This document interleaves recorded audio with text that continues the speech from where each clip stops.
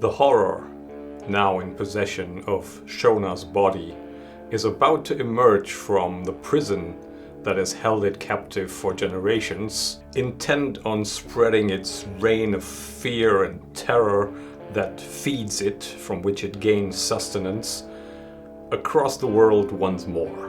But its efforts to delay the pursuers, the relentless wight sworn to bring it down again, have failed. Etana and Kynan are mere minutes behind, while the situation in the overworld for now remains somewhat shrouded in mist.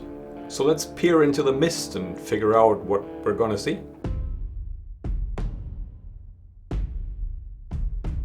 Hey, how are ya? I'm Anderson, and this is once more Kill 10 Rats plays Ironsworn. Now, situation in the overworld is a bit murky for now. We know that Shona is coming. We know that there are potentially still people up there that we care about that she may run into. We just need to clarify what exactly is going on and what awaits Etana and Kynan as they come up after her.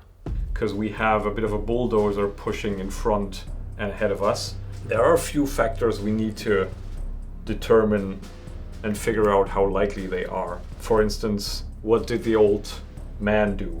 The old hermit. We said he's resourceful and he's sort of an early warning system for this grave of Etana, and we also already determined in the past that he's somehow connected to this straight primordial, almost like the will of the sea that is out there, that was also somewhat involved in the sinking of Kynan's ship. And that makes me think that it would be a bit lame if we just have the old man be someone that has to rely on physically going to get help.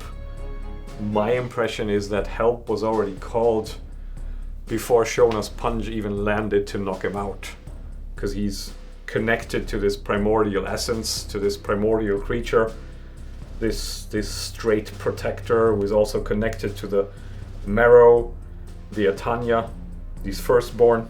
So I see the old man having already done his duty before he was even knocked unconscious, which means that the complication will definitely have something to do with whatever he called in here, whatever mechanism was in place to lock down the outside, the exit. Now, I was gonna ask, is it likely that the guy is back and has brought some friends, but the fact that we now rolled this complication as we emerge from the depths, I'm gonna go with yes. The old hermit is up there. The old hermit has brought in the cavalry in whatever shape or form. Now, what I don't really know yet is whether Saskia and her 3 companions have stuck around. We said the village was under control, but also Saskia doesn't seem to be the type to sit around waiting. There is the old guy's digs to ransack, so the hermit's camp, the books and everything, which probably keeps her entertained for a bit, but we've been down here for hours, half a day, probably more. So question is Saskia still there? Is Saskia still there because her retreat was cut off by our hermit, which would also tell us that her Carls and Bastion is still there. So first off, is Saskia still there? I don't think it's likely. I think it's also not even a 50-50. I think it's unlikely that she's still there. So it's 26 plus that she left before anything else occurred. 6, she's still there. So when Shona exits and our complication has arrived in form of the old hermit and the cavalry, Saskia is still there. Is it a standoff between the old man, Saskia's Carls? They have kind of a position that, with the fighting prowess that she has with her followers there, might make it possible to barricade the entrance. So if the old man and the marrow out there that he probably brought along, or maybe some of the Atanya, are trying to I mean, are they even going to try to push in if they find resistance? Are they just content to sit out there and wait whatever comes out? There's a lot of possibilities. Let's give it an action and theme oracle to figure out what whether it can help us understand and untangle all of these moving parts. 4, initiate. 26, barrier, initiate barrier. That actually, yeah, I mean, that kind of, that gives me a mental image where Saskia and her 3 Carls and Bastion are up there just as Shona and Kynan have left.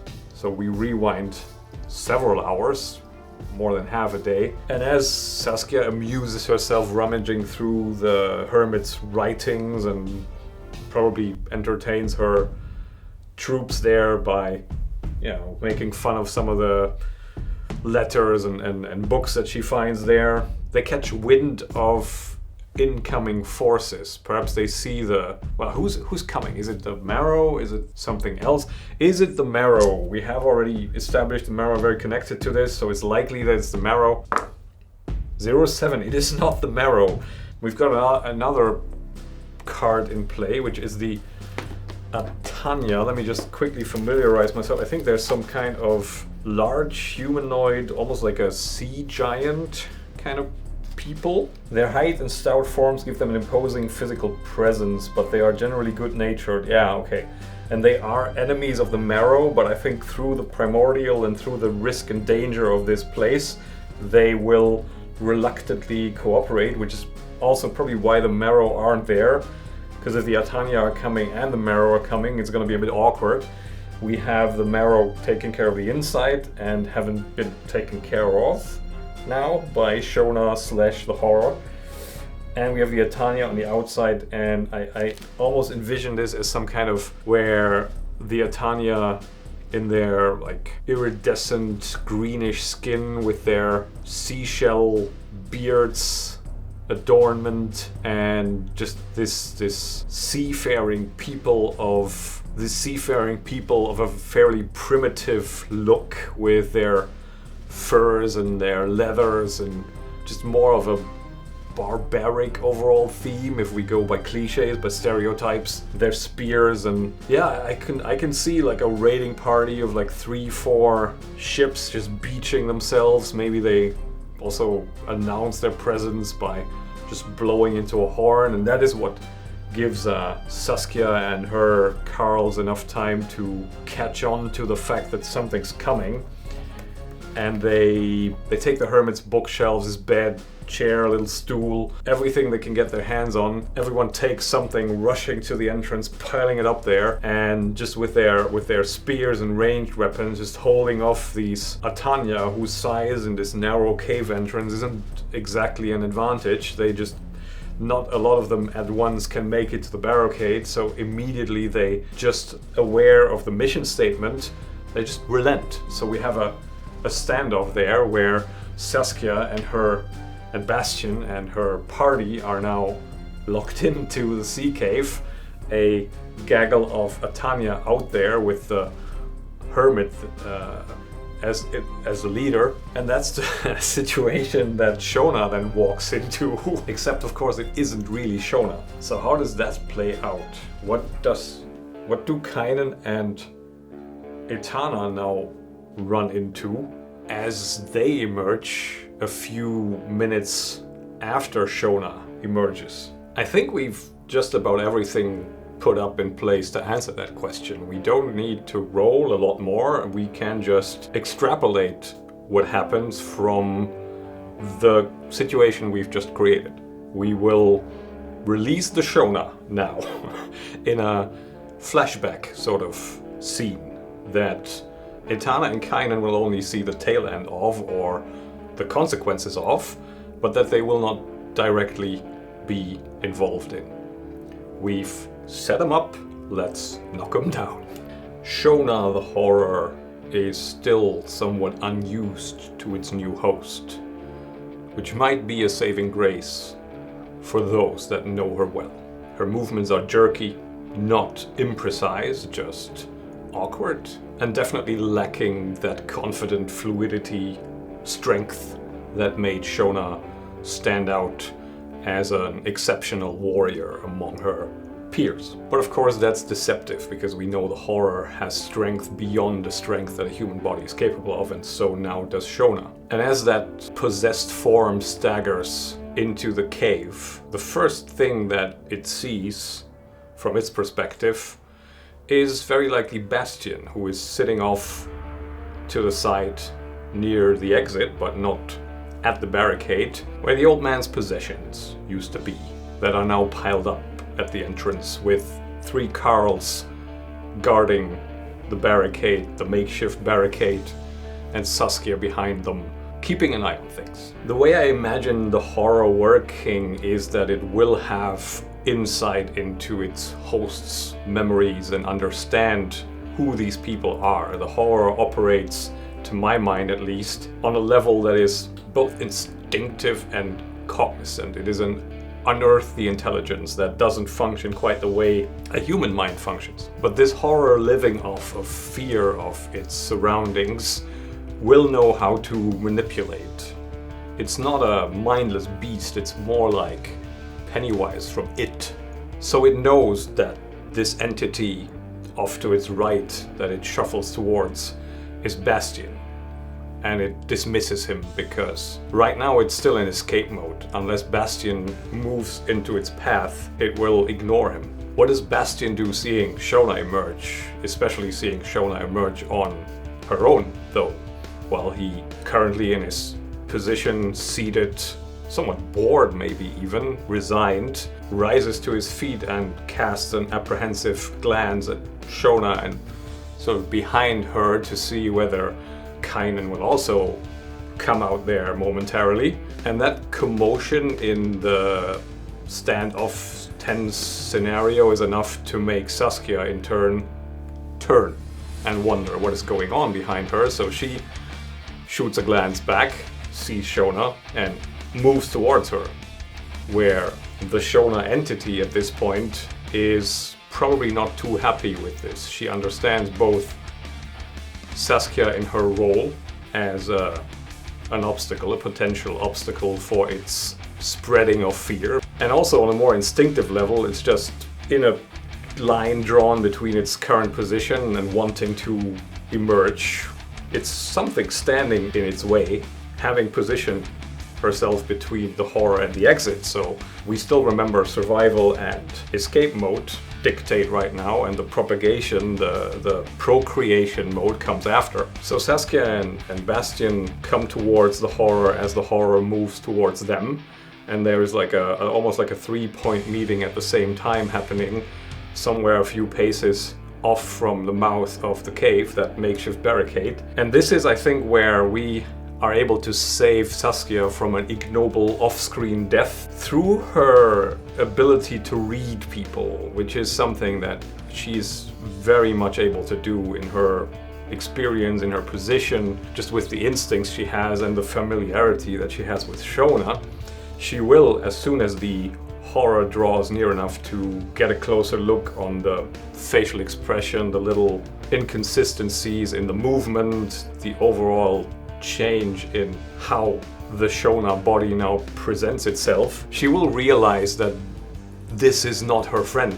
And that gives us the option to envision a scene where Shona horror lets that axe fly in Saskia's direction, trying to take her head off, and she realizing in that split second, this is not who I expect to come here, and connecting the dots as well that Kynan isn't anywhere in sight, so something must have happened, throws herself back, and that axe just grazes instead of bites deep. So Saskia flies back towards Bastian, who doesn't quite know what to make of the situation, but he sees that suddenly they are under attack from Shona coming forth from this place that they have been warned about by this old man, and now she's on her own and she's acting strange. Bastian connects the dots as well, grabs Saskia by the, like, under the shoulders, hooks her under and pulls her back out of the way. I think maybe we should roll one thing now where we can give a 50-50 chance to what the horror prioritizes next. Is it ridding itself of Saskia and pursuing her, pushing for her, or is it escape? So let's say 51 plus, the horror will be content with having that free line towards the exit, one more step opened up now, with these two obstacles out of the way, where this flight instinct just kicks in, and as soon as they're no longer in the way, they're no longer a problem. And 50 and below means that the horror also has a less lizard brain reaction to this, plotting ahead and thinking, this Saskia person could be a problem, I will destroy it now. Well, that's a very emphatic... Okay, so the horror is very set on escaping. The way I'm rolling once the cameras are in turn rolling is bizarre. I play quote-unquote offline as well. I barely ever roll a match. So, Saskia pulled off by Bastian into the corner, dumbfounded for a moment, trying to get a read on the situation, but she doesn't have much time because the horror just pushes forward. The Carls watching the Atanya have their backs turned, and it's over for them in just not even seconds. It's a flurry of violence, and after which we just have body parts there again, and the horror pushing through the barricade and out into the open, where our crescent of Atanya with the old man are waiting. Now, this is the situation in the scene where I think some rolls might be appropriate, because I'm not sure how this is going to play out. The strength differential there, I'm not sure about. That old man is no match for the horror on his own. Even with the Atanya, I'm not sure it's enough for containment. So I think we're gonna have to ask an oracle here to give us a bit of a pointer in the direction of the unfolding scene. I think we're gonna establish two prompts here for the unfolding situation. We're gonna check action theme and aspect and focus to give us a framework in which to read what is going on out there now. That the Guardians run into the prisoner, or rather the prisoner runs into the Guardians. So action, 57 await, and our focus is 22 solution, await solution. Maybe our old man still has an ace up his sleeve in form of something that comes to reinforce here but hasn't arrived yet. And for aspect and focus, what do we get?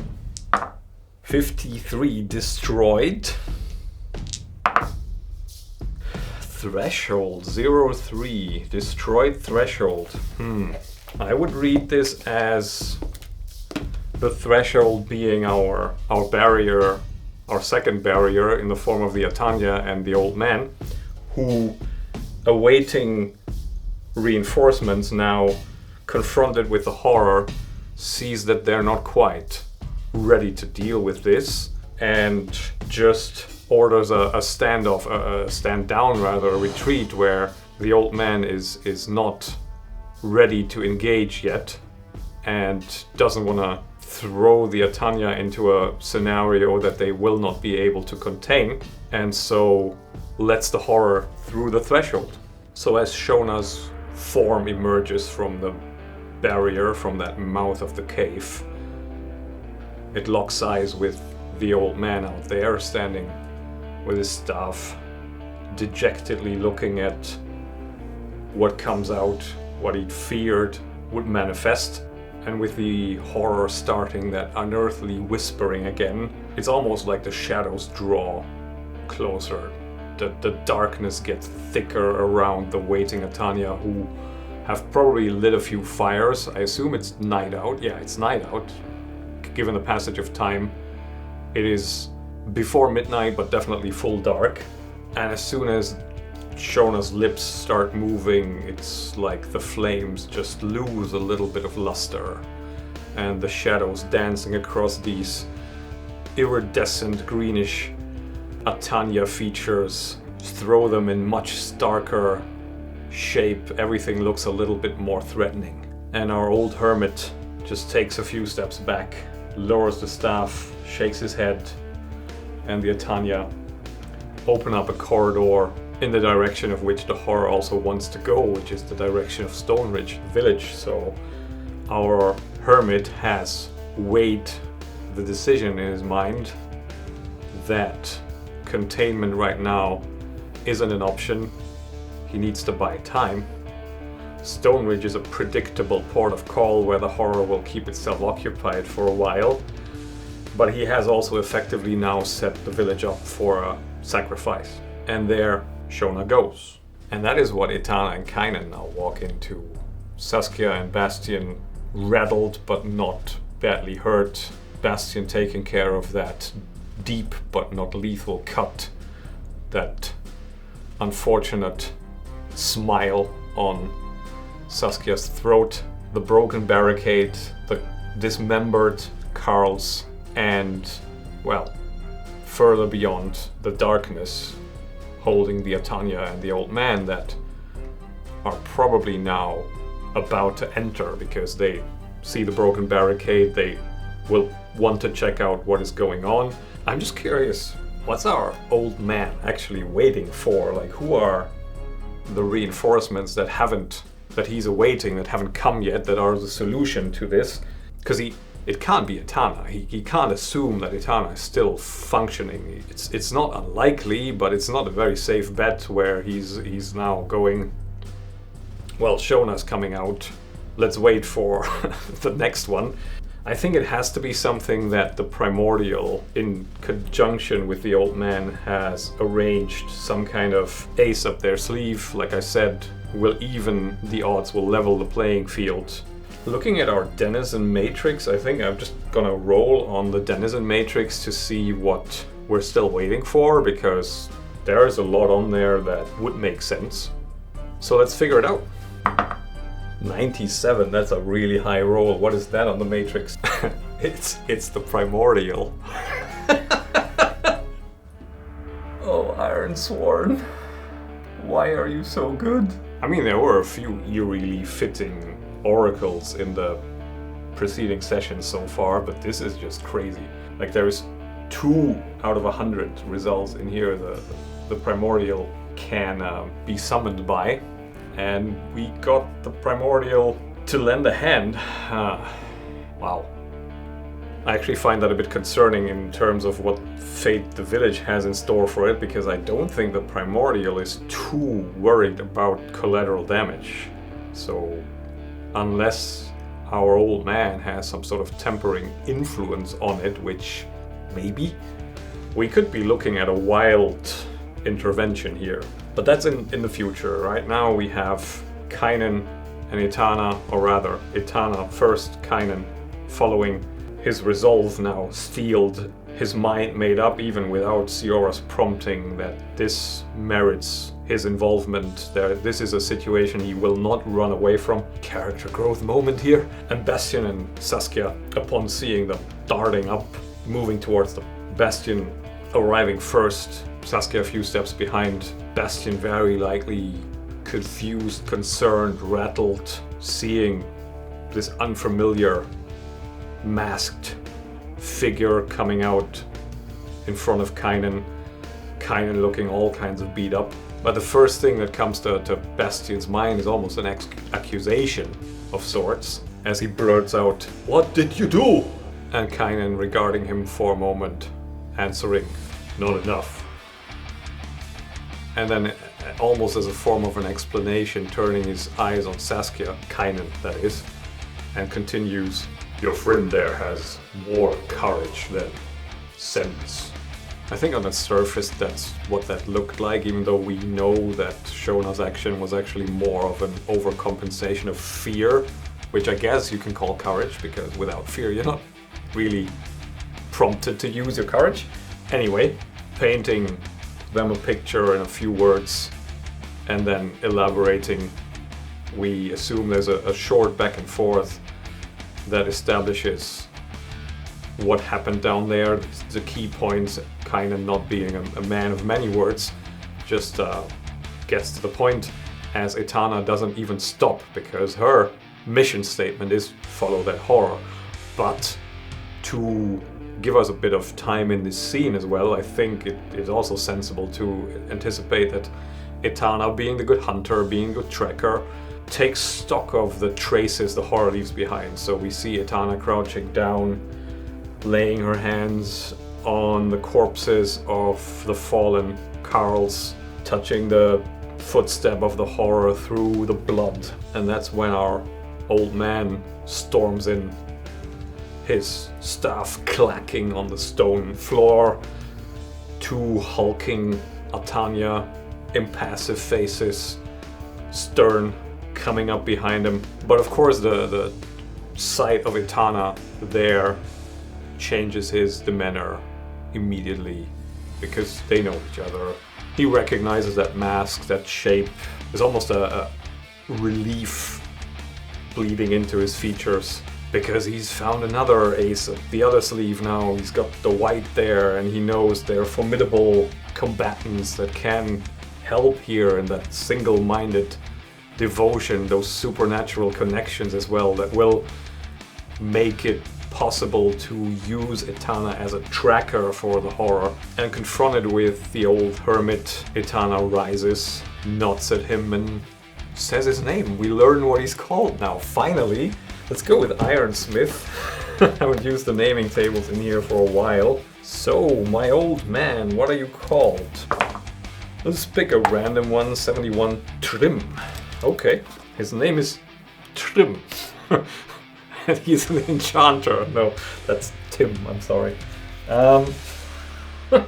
So that croaky, dusty voice coming from vocal cords unused for decades now utters forth that Trim. And here's where I've been wondering about this before. What language are they actually speaking to each other? Because I assume that this melting pot of the Ironlands that the Ironlands have now become, with all these separate delegations from various kingdoms arriving there generations ago and turning into one people, the language has probably changed substantially from what the old world is of that one kingdom that Etana and this old man are from used to speak. So they will likely now be having a brief dialogue in a language that neither Saskia nor Bastion nor Kynan will understand. Kynan maybe has the best chance because he's more of a connection to these old world things due to his profession, but seeing something written, hearing it spoken is a very different story. So I had a thought on how to reflect this, and I think I'm gonna try and make them speak Old Worlder a little bit. Min syndig åker sit en reine fro. That's the old man saying, my sinful eyes behold a cleansed woman. Because he now sees the horror has left her. She's no longer possessed, and thus her duty also having taken its toll, he puts it to her that also understanding that Etana's motivation was to redeem herself, he gives some reaffirmation that redemption has been achieved. He doesn't want to open up with, hey, you let the horror escape or anything. No, he understands what happens, and he is reverential to what Etana has done to redeem herself. And I think Etana doesn't quite share it this way, this view, so she just spits that word, that one word back at him. Rain. Cleansed? No, she doesn't agree. She hasn't done her duty yet. But she's compelled to give voice to the urgency of what she seeks to prevent, reminding the old man to save his sentimental words. And so she says, Der angestliche Weise will Gewalt geben in dies Land. The dreadful orphan wants to bring violence upon this land. I think this descriptor of the horror as the dreadful orphan reveals a bit of an understanding that Etana knows what this horror is, a relic, an energy that isn't meant to be here, that was abandoned by the plane that it belongs to, and that is thus floundering and effectively doing what it's infused with through its connection to the people around it that was never meant to be. And before she stalks off, leaving the old man and the party of our, for lack of a better term, heroes behind.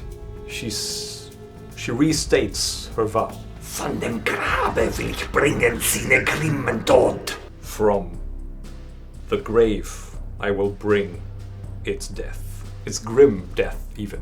I don't know how many of you have caught on, but I'm cannibalizing a old medieval High German song, taking some of the lyrics and reforming them into other sentences so we can have some old worlder flavor in the dialogue. But anyway, that's Etana now gone.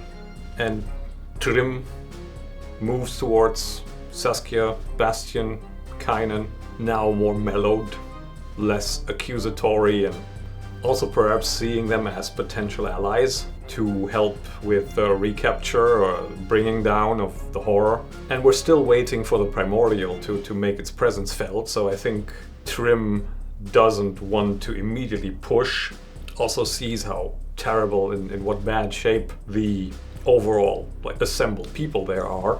Bastion is the only one that looks rattled but isn't physically impaired, and so he suggests to his mind at least, the reasonable thing, which is, you are in no condition going chasing after wanderers from the outer darkness.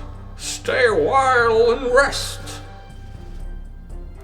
And Kynan is definitely torn, sort of wanting to go along with it, and really feeling now that the urgency of the situation has at least relented somewhat, and he's up again and in the company of others, and somebody making the suggestion to at least take care of whatever wounds he took. He weighs it, unsure, but Bastion has other concerns. He thinks of, now there's an open path, now I can get out of here, a standoff is resolved. I need to go for my village, so we have no time to lose. We have to get back to Stoneridge.